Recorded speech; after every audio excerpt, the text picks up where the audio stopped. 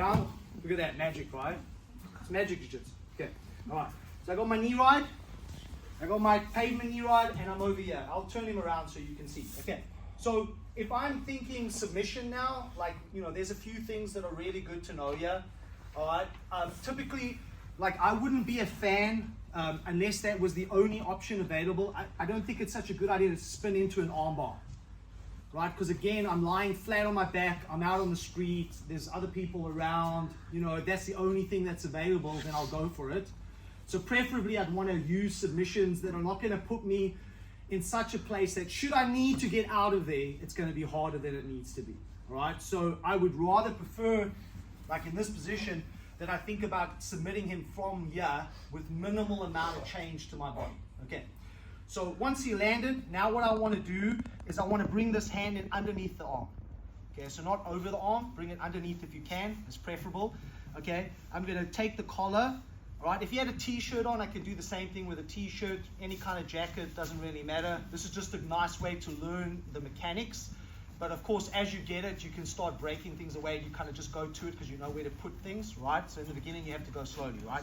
So I'm grabbing that gi, and what I want to do here is I want to get it so that it's super tight. And as I get it super tight, I'm switching my hand so that I can come in underneath. Okay, so I've got my pavement knee right. I push down on the collar to get it as tight as I can. Switch the grip to keep the tightness. Bring my hand underneath, and when I go in, my thumb is going in. All right, so this here, when you see this, my thumb goes all the way in, and this part of my hand is going to be underneath his chin line. Okay, so I go to here and then there. Right, now, keeping this arm nice and controlled, I'm starting to pull this back. But what I like to do here is bring my knee behind it. Did you see what I did? So I'm not just relying completely just on my hand alone, although I could. Like if I go here, I'll get the submission. But what's probably happening also, this person's fighting this, right? There's a lot of resistance. So I'm going to reinforce it. As I do that, okay, watch what I did, is I brought my knee behind his neck. Right, now I pull. Do you see how quicker that is? Like if I go, yeah, I'll get it. But this takes a little bit longer. Like if you count it off, like maybe a microsecond longer compared to, right? That's pretty quick, right?